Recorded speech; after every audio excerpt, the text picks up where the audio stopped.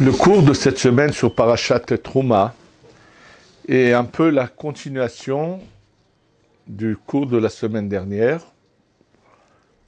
et il sera impératif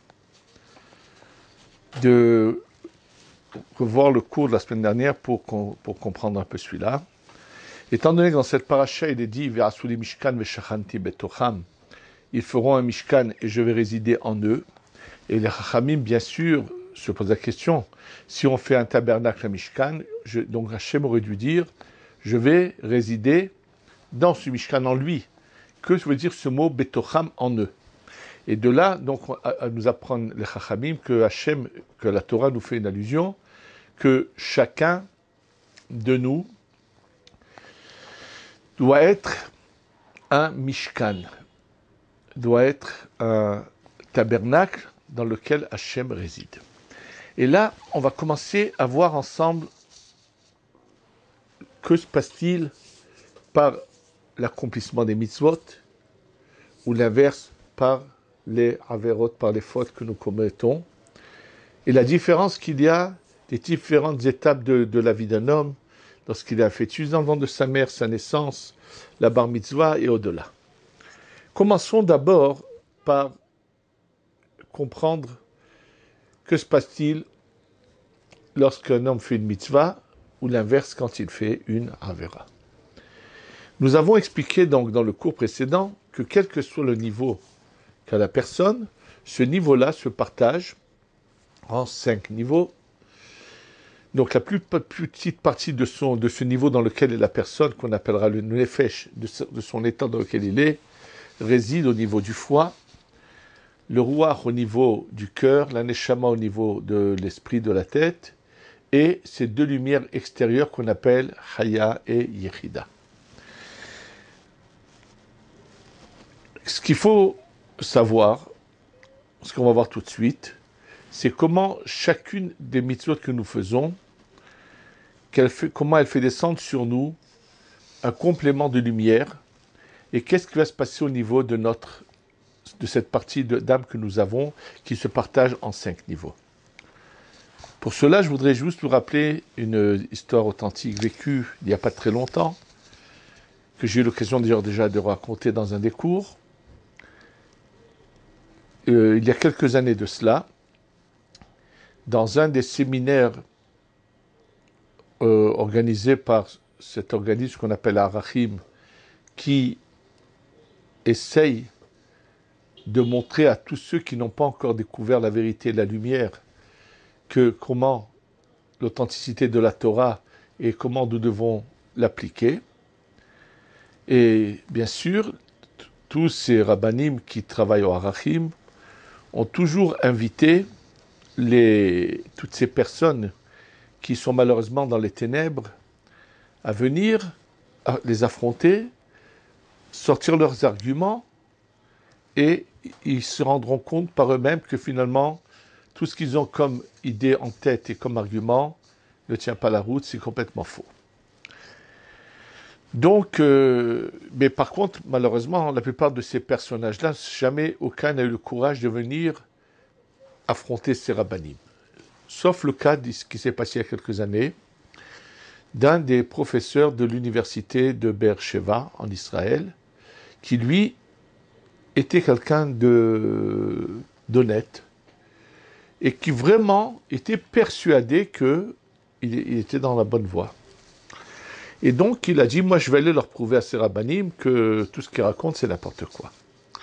Lorsqu'il arrive à ce séminaire, lors de la rencontre, un des rabbanim de ce séminaire d'Arachim lui a parlé et lui a dit, est-ce que tu es au courant de cette forme de caméra, d'appareil photo et caméra, ultra sophistiqué, qui a été découvert il y a un grand nombre d'années, c'était en URSS communiste, encore dans un laboratoire, où on s'est rendu compte que finalement, on pouvait, à travers une photo ou même une caméra, voir chez une personne qui est en vie, la lumière qui se trouve autour de son corps et de sa tête.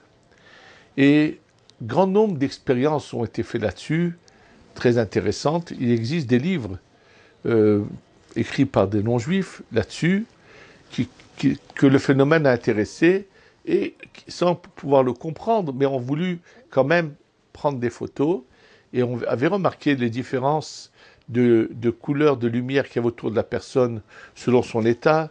C'était dans un état de joie, dans un état au contraire de colère, c'était dans de tristesse. Ça changeait la grandeur et les couleurs des lumières qui étaient autour.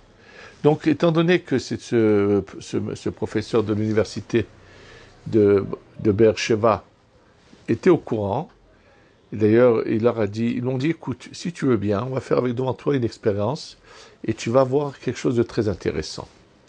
Ils lui ont dit, on va te prendre une photo. On a le laboratoire juste à côté qui développe tout de suite ces photos. On va te prendre une photo, on va te montrer les lumières qu'il y a autour de toi. Et juste après cela, on va te mettre des tefilines et on va te reprendre une photo. Et tu verras qu'il y aurait une différence. Il leur dit, allez-y. Il était persuadé qu'il n'y aurait aucune différence d'une minute à l'autre si on lui met des tefilines sur la tête ou pas. Et à sa grande stupéfaction, sa grande surprise, on lui a montré la différence était vraiment visible, très claire, que lorsqu'il avait eu la photo prise avec les tefilines, avait amplifié sa lumière, vraiment avait tout changé. Mais pour en avoir le cœur net, il a demandé à ce qu'on refasse cette expérience. On l'a faite 10 fois. C'est-à-dire qu'on l'a pris une fois sans les tefilines, une fois avec les tefilines, encore une fois, 10 fois, et à chaque fois, c'était le même résultat. Donc, à sa grande surprise, il constate que ces tefilines que mettent ces gens pratiquants tous les jours ont un impact et font venir sur la personne une grande lumière. Comme c'est quelqu'un d'honnête, il leur a dit tout de suite, écoutez, vous m'avez convaincu, je vais commencer à partir d'aujourd'hui de mettre mes tefilines. Et bien sûr, c'était le début pour lui d'un retour à ses sources, à son judaïsme et à l'application totale de la Torah. Ce qu'il a vu, c'est quelque chose que nous devons savoir, qui se passe de manière constante.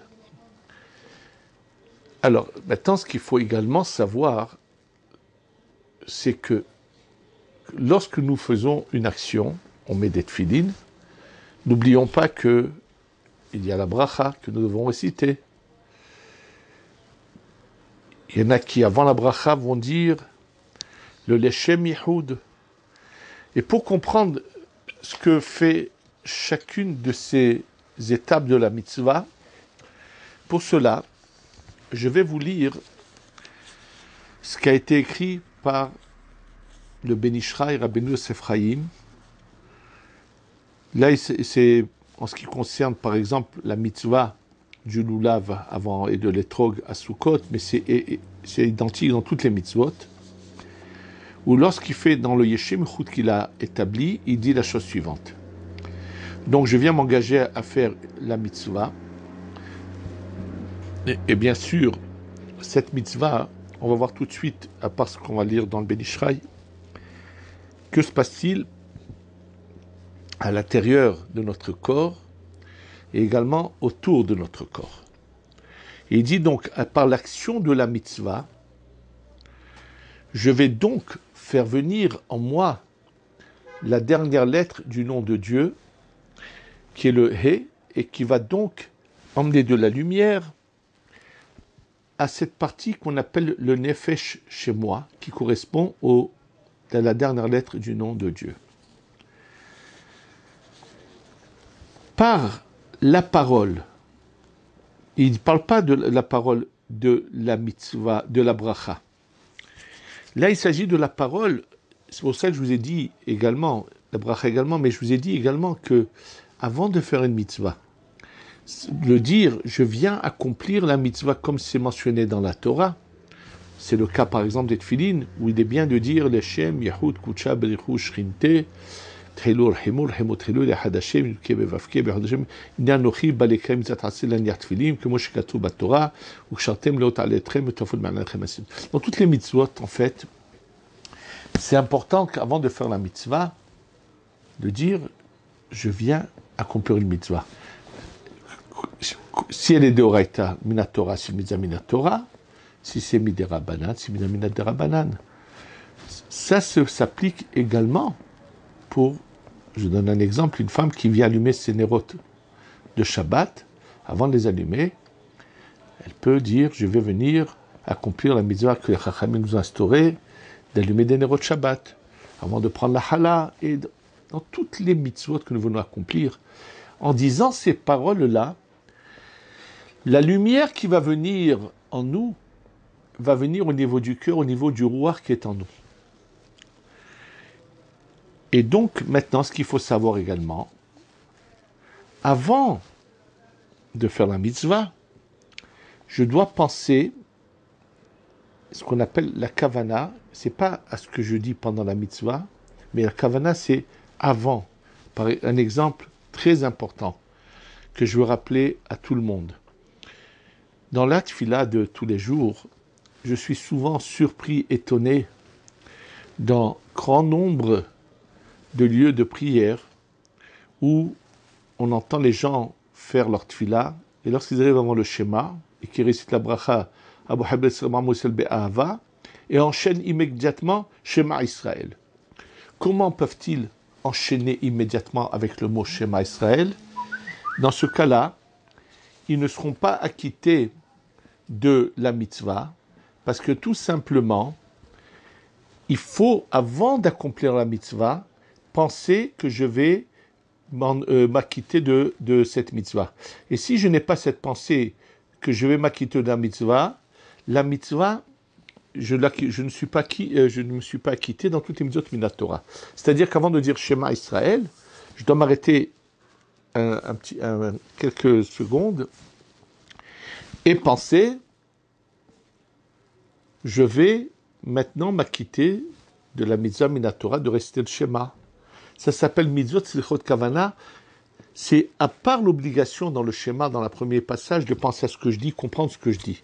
Mais avant cela, il faut accomplir. Et là, lorsque cette pensée nous vient, donc, avant, on va faire venir en nous le premier hé du Shema Vaya, puisque dans l'action, c'était le dernier hé. Par la parole, c'était le Vav. Maintenant, ça va être le premier hé, donc qui correspond à la neshama qui est dans la tête. Et donc, je vais donc arriver à... Je suis en train de faire venir des lumières, mais ça, c'est avec la kavana à laquelle il faut penser avant la mitzvah. Maintenant, pendant la mitzvah elle-même, il y a penser à ce que je fais, et il y a ce qu'on appelle des pensées qui sont les kavanot de la tfila. Et ces kavanot, que lorsqu'on les connaît, on les apprend et on les applique, vont emmener de la lumière à cette lumière qui est au-dessus de la tête, qu'on appelle le premier mekif, la haya, la chorma, donc qui correspond au yud du nom d'Hachem, et le désir, la joie de venir accomplir la mitzvah va emmener de la lumière au deuxième mekif qui est encore plus haut, qui correspond à la pointe du yud du nom d'Hachem. Donc, pour qu'une mitzvah soit complète, il y a ces 5 niveaux. Pour bien se rendre compte de ce que c'est l'importance de la pensée des kavanot qu'il y a dans la tfila, surtout celles qui nous ont été révélées du Harizal et ensuite mises en pratique par le Rashash, qui nous a mis ce que l'Harizal a écrit dans un sidour, le sidour du Rashash, qui est vraiment la merveille nous avons la chance d'avoir, que nous avons si bien arrangé ça dans son sidour. Je voudrais là-dessus vous dire oralement, mais c'est un témoignage qui se trouve dans un livre qui s'appelle le Shemen Sasson. Shemen Sasson est un grand Mekoubal qui a vécu à peu près il y a 60-80 ans ici à Yerushalayim. Il s'appelait Rav Pasiado, dont l'arrière-petit-fils est aujourd'hui également un grand Mekoubal, le Rav Tidar, qui est ici pas loin d'Yerushalayim, qui est un des grands Mekoubalim de la génération, est un arrière-petit-fils qui a commencé à zéro, qui un beau jour et s'est rapproché de la Torah, est devenu un grand Mekoubal. En tous les cas, dans le livre de son aïeul qui s'appelle le Shemen Sasson, il mentionne un fait qui lui est arrivé dans la vie. En fait, donc comme je vous disais, dans chaque mot que nous récitons, quand je dis le mot schéma, si vous voyez combien de pages il y a dans le Sidour Arachash sur le mot schéma, combien de pensées, à quoi il faut penser, et ainsi de suite sur chaque mot. Et donc il y a une kavana qui est exactement, qui est aussi celle de Baruch, Shem, Kevod, Malchuto, Le'olam Va'ed. Cette kavana de Baruch, Shem, Kevod, Malchuto, Le'olam Va'ed correspond en fait à une certaine lumière qui se trouve à peu près derrière la nuque de notre Neshama, qui est un reflet de ce qui se passe dans le monde de la Hatzilut. Et ce reflet, cette lumière qui se trouve de notre Neshama derrière la nuque, le Harizal dit, attention, qui est appelé dans les termes des Mekoubalim par le nom de Léa, oui, Léa comme la femme de Yaakov, c'est le nom qu'a cette lumière qui se trouve derrière la nuque. Et donc, il est mentionné dans le Harizal qu'à Pessah, cette lumière se cache à l'intérieur et elle correspond à la matzah qui est donc gardée pour pas qu'il y ait de chametz. Donc, le bon sens dirait que puisque cette lumière disparaît pendant 7 jours à Pessah, les kavanot, les pensées qu'il y a dans les mots de Baruch Shem Kivod Malchuto Le'olam Va'ed qui correspondent à cette lumière devraient ne pas avoir lieu à Pessah, ne pas être écrit dans le Sidour. Or, le Shemen Sasson, dans son étude de Kabbalah, qui était un grand Mekoubal, bien sûr, l'auteur dont je vous dis de ce livre, Shemen Sasson, le Rav Pasiado, constate que dans le Sidour, rédigé par quelqu'un qui est un vieillard de la génération, mais qui a étudié avec le petit-fils du Rachash, a laissé cette kavana jusqu'à l'endroit où il y avait le mot Léa, il a changé à la place du mot Léa, il a mis Malchut. Naturellement, dans le bon sens, apparemment, ça ne tient pas la route. Donc le Shemen Sasson questionne ce vieillard qui est le Rav Yedid Aboul Afia, lui dit, mais comment tu as pu écrire ça? Il lui dit, c'est comme ça que j'ai reçu. Et bon, et finalement, le Shemen Sasson se décide, prendre une décision, et le Pessah qui arrive, il saute sur cette kavana. Donc, c'est-à-dire qu'il fait toutes les kavanot de la tfila, sauf celle de Baruch Shem Kivod Malchut Le'olam Va'ed. Mais que se passe-t-il?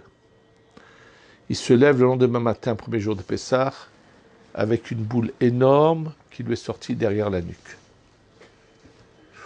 Ça l'a tout de suite fait trembler. Il a tout de suite compris le lien qu'en ayant voulu tout simplement annuler une kavana, comme il faisait, et celle-là de son propre initiative, voilà le résultat. Naturellement, comme il l'écrit, il a du regret, et il dit, les Rishonim, ceux qui sont avant nous, sont comme des anges, on doit même si on ne comprend pas, on ne doit pas changer de notre propre initiative. Bien sûr qu'il était d'un côté attristé d'avoir fait cette erreur, mais comme il n'a pas écrit, mais ça j'ai entendu qu'il l'a dit, il a dit au moins une chose, au moins j'ai appris de cela, que mes kavanot, elles font quelque chose là-haut. Parce que si mes kavanot c'était du n'importe quoi, aucune réaction se serait passée sur mon corps. Malheureusement, il est resté avec cet handicap dans la nuque, je ne sais pas combien d'années ça a duré, jusqu'au jour de sa mort. Et selon les dires de la famille, il a fini par partir de cet handicap, malheureusement. En tous les cas, ça nous donne juste une idée de ce que la kavana a comme effet. Et le désir, la joie d'aller faire la mitzvah est encore plus élevé que cela.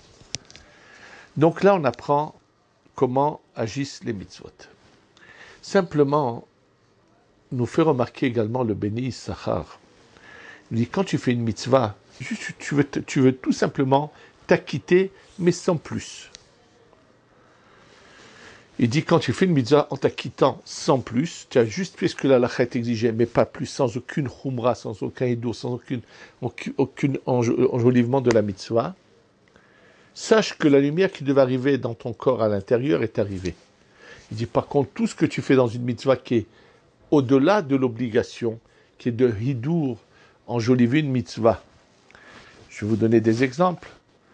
On peut avoir le même talit en semaine et Shabbat, et un talit très simple. On peut, par contre, avoir un talit pour la semaine et un talit pour le Shabbat. Maintenant, ce talit, il y a différentes qualités, différents prix. C'est-à-dire, plus on fera une mitzvah avec hidour, plus ça va nous emmener une lumière qui va en venir nous envelopper autour. Et donc, ces rajouts de mitzvah, ce surplus, va nous protéger et va nous donner un or mekif supplémentaire. C'est comme ça qu'agissent les mitzvot. Donc, bien sûr, il y a aussi des mitzvot qui sont qu'avec la parole, comme le Hallel, par exemple, le Birkat Hamazon. Sachez que les mitzvot qui sont avec la parole, elles vont surtout agir sur le Ruach. Et il y a une mitzvah que chacun de nous peut appliquer toute la journée, qui est l'amour d'Hachem. Pensez à que j'aime Hachem. Et combien ça va ajouter au niveau de la neshama qui est dans l'esprit, et ainsi de suite. Là, on a donc commencé à voir. Alors, que se passe-t-il? Donc, on fait des mitzvot, la lumière vient. Mais ce qu'il faut savoir, c'est que un enfant, quand il naît, il a une lumière, mais très très faible, que si on devait traduire en nom de Dieu, on la traduirait par le Shem Elohim, Aleph, Lamed et Yud Mem. Et après, les lumières qui viennent plus tard, c'est des noms de Dieu, Yud Ke Vav Ke. Maintenant, il y a aussi beaucoup de parcelles de mal en nous. Donc, au fur et à mesure que les mitzvot que nous appliquons viennent, fait rentrer en nous d'en haut de la lumière, et cette lumière va repousser par le bas tout ce qui est mauvais, tout ce qui doit sortir de nous. C'est-à-dire que notre corps, si on pouvait le voir, c'est comme une sorte de tuyau rond qui a deux entrées en haut et en bas. Lorsqu'on rentre par en haut, ce qui est en bas sort et va vers l'extérieur. Ce qu'il faut savoir, c'est que celui qui fait l'inverse, qui faute, c'est vrai que jusqu'à présent, je vous ai parlé des 5 niveaux qu'il y a en chacun de nous. Mais sachez une chose, que tous les matins, quand nous récitons chez la bracha que Dieu ne m'a pas fait goy, Dieu ne m'a pas fait esclave, pourtant il n'y a plus d'esclaves aujourd'hui, ou pour le cas des hommes qui sont chez la Isha, il ne s'agit pas uniquement parce qu'on a plus de mitzvot qu'un goy ou qu'un eved ou qu'une femme, puisque de toute façon il n'y a plus de havadim aujourd'hui, mais comme nous ramène le Bénishra au nom du Harizal, c'est que des fois, quand une personne agit mal et fait une grande avera, alors quand elle va dormir, sa neshama va partir et va rentrer en elle le nefesh ou d'un goy, ou un nefesh qui s'appelle Eved, ou un nefesh de femme. Un homme peut avoir un nefesh de femme qui va rentrer en lui, selon sa conduite, s'il a une conduite qu'il ne fallait pas avoir. Sachez que peut avoir un nefesh de femme celui qui a les moyens et qui s'abstient de donner de la tzedaka. Celui qui a du mal à les sortir de la poche, qui cherche qu'à recevoir, alors on lui envoie un nefesh de femme, puisque la femme reçoit, c'est l'homme qui donne. Et il y a des exemples dans l'histoire là-dessus. En tous les cas, donc quelqu'un peut perdre. Que va-t-il se passer dans ce cas-là? Cette partie pure et sainte qui était en lui va monter, et par le bas va rentrer des parties inférieures qui vont venir et donc loger dans son corps. Et c'est pour ça qu'il est arrivé des fois qu'on a vu des personnes qui du jour au lendemain ont complètement changé. Et la veille, c'était de bons juifs, et ils se lèvent avec une autre tête, ils envoient tout promener, ou ils commencent à se relâcher jusqu'à qu'ils envoient tout promener, ainsi de suite. Ça, c'est malheureusement selon leurs actions. Ce qu'il faut savoir également, c'est que ce qu'a un enfant à sa naissance, c'est pur, mais c'est une partie infime de son nefesh. On appelle ça la katnout, l'enfance. L'importance que ses parents, le devoir qu'ont ses parents, c'est de protéger ce nefesh qui ne s'impurifie pas, qui ne se souille pas. C'est-à-dire que cet enfant, il va falloir faire attention de lui donner uniquement de la nourriture cachère.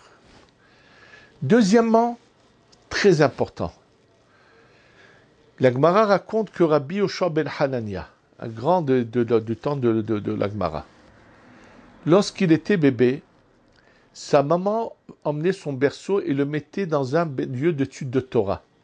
Ils lui ont dit, mais pourquoi tu emmènes le berceau de ton enfant dans le Beth Midrash?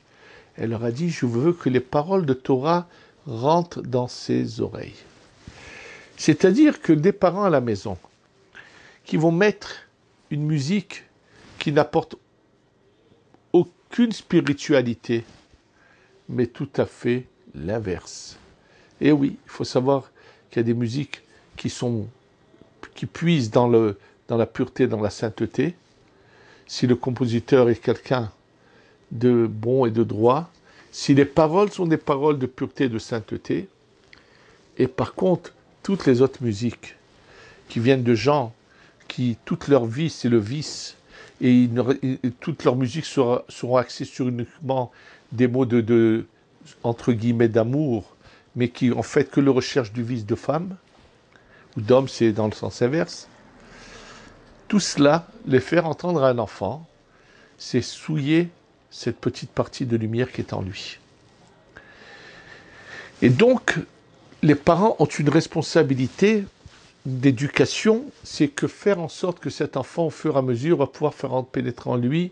C'est pour ça qu'il faut lui apprendre des parcelles de lumière importantes, c'est pour ça qu'il faut lui apprendre à réciter des brachot, le schéma, dès son enfance, lui inculquer tout cela. Et donc, au fur et à mesure, qu'est-ce que va-t-il se passer? Le jour de sa bar mitzvah, pourquoi les tefilines doivent être mis à partir du jour de la bar mitzvah? En fait, les tefilines, c'est le reflet d'une lumière intense qui rentre dans la tête au moment de la tefila et qui est tellement intense qu'elle va s'extérioriser. Et donc, les tefilines, c'est que l'emplacement d'une lumière qui est là par le schéma. Et ça, il ne l'obtient, cette lumière, que le jour de la bar mitzvah. C'est la raison pour laquelle, chez les Mekoubalim, on ne met pas les tefilines à l'enfant avant le jour de sa bar mitzvah. Que le jour de sa bar mitzvah, puisque que ça signifie de mettre des boîtiers avec des parchemins dedans, si la lumière qui les représente n'est pas présente. Or, cette lumière ne l'acquiert l'enfant que le jour de sa bar mitzvah. C'est-à-dire que le jour de sa bar mitzvah, il reçoit un supplément de lumière. Mais le jour de sa bar mitzvah, ce qui va compter, c'est pas l'ampleur et la beauté de la salle, ni, comme j'ai vu des cas que Dieu préserve, au jour d'une bar mitzvah, on emmène des orchestres avec une musique qui ne correspond en rien avec l'esprit et la sainteté et la pureté de la Torah. C'est comme ça qu'on veut que cet enfant puisse grandir et faire entrer en lui de la lumière divine qui vont l'aider à aller dans le bon sens et dans le bon chemin. Lui acheter des tefilines comme il se doit, et non pas sur les tefilines prendre le moins cher qu'il y a, et par contre sur la salle se dépenser sans compter, et ainsi de suite. Donc il faut savoir que tout est un mouvement de lumière par toutes nos actions, nos paroles. Combien c'est important de protéger ses yeux de ce qu'il ne faut pas voir. Tout cela, sous ces détails de la vie, vont aider la personne à faire résider en elle la lumière divine en intensité, ou au contraire la lumière, Chas Shalom, de ce qu'on appelle les forces du mal, qui rentrent par le bas et qui vont prendre position et repousser vers le haut les lumières de sainteté. Ce qu'il faut savoir, que le résultat de tout cela va se voir quand la personne quitte ce monde. Alors, déjà, les avérotes, les fautes, vont faire des tâches, et là-haut, il n'y a pas de punition. Il y a des détergents. Plus les fautes seront graves, plus les souffrances seront graves pour nettoyer et retirer toutes ces saletés qu'ont fait les avérotes sur la neshama. Une fois qu'on aura nettoyé de toutes les avérotes, quelle place et quel lieu la personne va pouvoir entrer au Gan Eden? l'accomplissement de ces mitzvot vont finalement tisser un vêtement pour la neshama. C'est pour ça que dans le cas où la personne a fait beaucoup de averot et n'a pratiquement pas fait de mitzvot, ou même si elle a fait, les a perdus à cause de graves actions mauvaises qu'elle a faites, alors à quoi ça sert qu'on la fasse passer par toutes les souffrances pour soigner son neshama et qu'après elle n'aura même pas d'accès au Gan Eden? Dans ce cas-là, on va lui l'envoyer faire un tour encore en bas. Elle va redescendre, repasser une naissance, et toute une vie et une mort. C'est ce qu'on appelle le Gilgoul, qui est terrible. C'est combien c'est important que chacun prenne conscience que un jour, il faut passer à la caisse et payer l'addition. Chacun doit penser à tous les instants de sa vie, comme l'a dit le Ramchal dans le début de son livre, le Messilat Yesharim. Pense pour quel but tu as été créé, pourquoi tu es sur terre, quel est le but de ta vie. Pense-y à tous les instants. Arrête de gâcher ta vie, arrête de courir après ce qui est futile et inutile, et pense à faire ce que Dieu attend de toi. Et bien sûr, si on fait tout cela, alors on arrivera à ce qui est marqué dans la paracha, Veshachanti betocham. Quelle beauté, quelle harmonie, quelle sensation extraordinaire que lorsqu'Hachem réside dans notre cœur. Si ces gens savaient quel est le bonheur de faire résider Hachem dans le cœur, qui oserait enfreindre les paroles de la Torah, qui ne ferait pas les mitzvot avec goût, amour, et bien sûr, mais attention, je vous le répète, tout ça est possible à une condition. Si on ne veut pas être aveugle, il faut détruire tout orgueil qu'il peut y avoir chez chacun de nous et bien se répéter que vraiment l'humilité la plus totale est la base de la réussite et de la vision authentique des choses. Sinon, on peut être, que Dieu préserve, à rater toute sa vie en pensant qu'on est bien, parce que l'orgueil réside en nous, chas v'shalom. Et si l'orgueil réside, alors Dieu ne réside pas en nous. Qu'Hachem fasse, que nous sachions appliquer à chaque fois les mitzvot à tous leurs niveaux, pour faire venir en chaque mitzvah toutes les lumières nécessaires qui peuvent venir et en nous et à l'extérieur de nous. Et qu'on puisse donc vraiment être un mishkan, un tabernacle dans lequel Hachem va résider. Amen. Ve Amen.